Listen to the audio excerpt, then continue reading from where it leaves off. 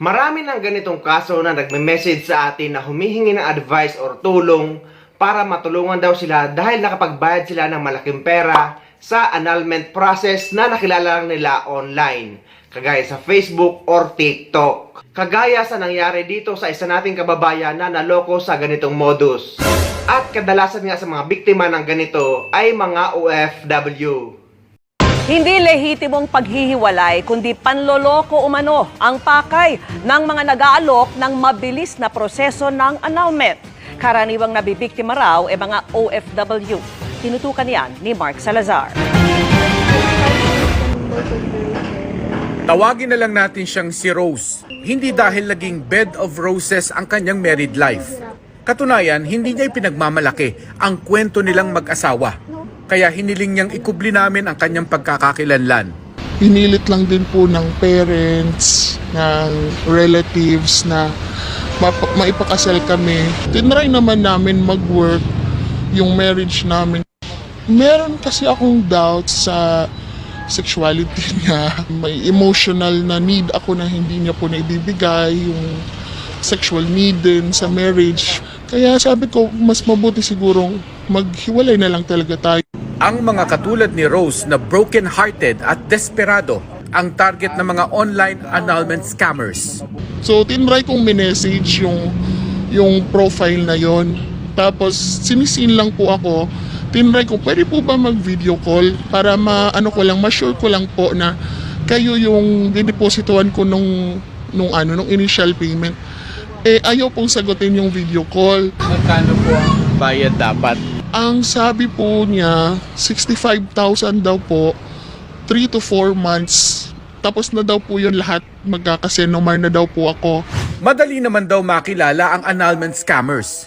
Kung nangangako ng fast and easy annulment, scammer yan. Yung mga nagpa-promise ng 1 to 2 months, tapos na, that's definitely a red flag. Ang totoo daw kasi, mabilis na ang 1 to 2 years, minsan umaabot ng 5 years ang proseso sa korte. Number 2 na red flag is if it's too cheap.